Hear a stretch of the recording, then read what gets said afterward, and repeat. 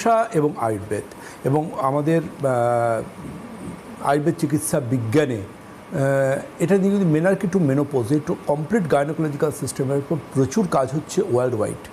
এবং সবচেয়ে গুরুত্বপূর্ণ যেটা সেটা হচ্ছে যে আমরা মনে করি যে পিরিয়ডের সমস্যা বলতে 3-4টে সমস্যা নিয়ে মানুষ আমাদের ক্লিনিকে খুব বেশি আসেন।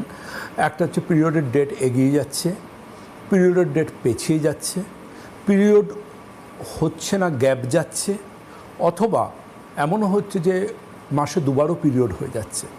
আবার কেউ কেউ আসেন এরকম সমস্যা নিয়ে যে অতিরিক্ত পরিমাণ পিরিয়ড হচ্ছে, ডিউবি যাকে বলা ডিফারেন্সিয়াল ইউটেরাইন ব্লিডিং।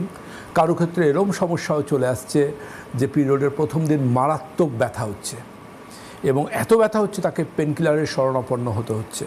ডাক্তারবাবুকে দেখিয়েছেন, তারা বলছেন অপারেশন করতে হবে।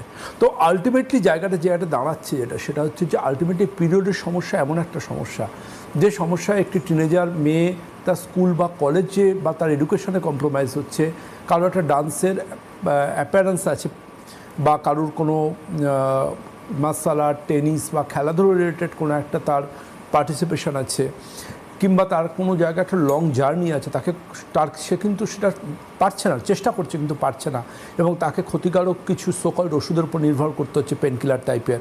তো আলটিমেটলি বলবো 21st সেঞ্চুরিতে বিজ্ঞান যত সামনের দিকে এগিয়ে গেছে, আয়ুর্বেদ মেডিকেল সায়েন্স এবং আমাদের বংশ পরম্পরা আয়ুর্বেদের জেনারেশন টু জেনারেশন রিসার্চ অভিজ্ঞতাও একটা আলাদা মাইলস্টোন আনতে পেরেছে।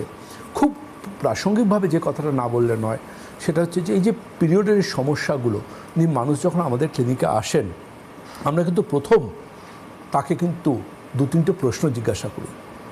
প্রথমেই আমরা ধরে নিই না যে তার কোনো কঠিন অসুখ আছে তার জন্য আসছেন।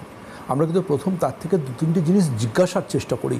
এই যে আমি বলি, আমি একটু সময় নিই পেশেন্টদের সাথে কথা বলতে, কী প্রশ্ন করি, কী জিজ্ঞাসা করি, পেশেন্টের বা কী উত্তর দেন, আসবো আলোচনায়। তার আজকে প্রথম ফোন। নমস্কার, কে রয়েছে?